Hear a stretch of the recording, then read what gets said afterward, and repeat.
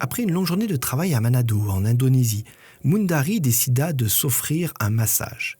Il se rendit dans un centre de réhabilitation pour les personnes malvoyantes et demanda si l'un des étudiants pouvait pratiquer sur lui ces nouvelles techniques de massage. Pendant le massage, Mundari parla avec cet étudiant du travail et de la vie en général. Au cours de leur conversation, Mundari témoigna comment Dieu avait transformé sa vie et cita plusieurs textes bibliques. La conversation prit une tournure plus grave et, vers la fin du massage, l'étudiant était intrigué et voulut en savoir davantage sur la foi de Mundari. Nous sommes heureux que les adventistes se tournent régulièrement vers nos amis malvoyants, dit un membre du personnel de ce centre de réhabilitation. Ces gens ont besoin de se sentir acceptés et qu'on s'occupe d'eux.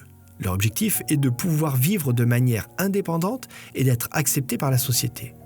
Tandis que certains organismes nous visitent une fois par an, vos visites régulières nous disent que les adventistes se soucient vraiment de nous. De nombreuses personnes malvoyantes ont même accepté l'invitation de Mundari à participer au culte à l'église adventiste.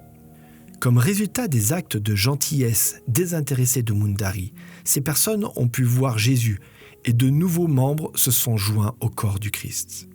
Mais le ministère de Mundari n'est pas qu'un exemple parmi tant d'autres de ce que Dieu peut faire par l'intermédiaire de ses enfants qui lui sont consacrés, en lui rendant nos dîmes et nos offrandes de promesses, nos offrandes régulières et systématiques.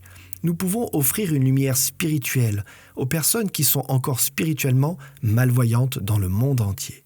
Puissions-nous mettre nos désirs à la dernière place et Dieu à la première.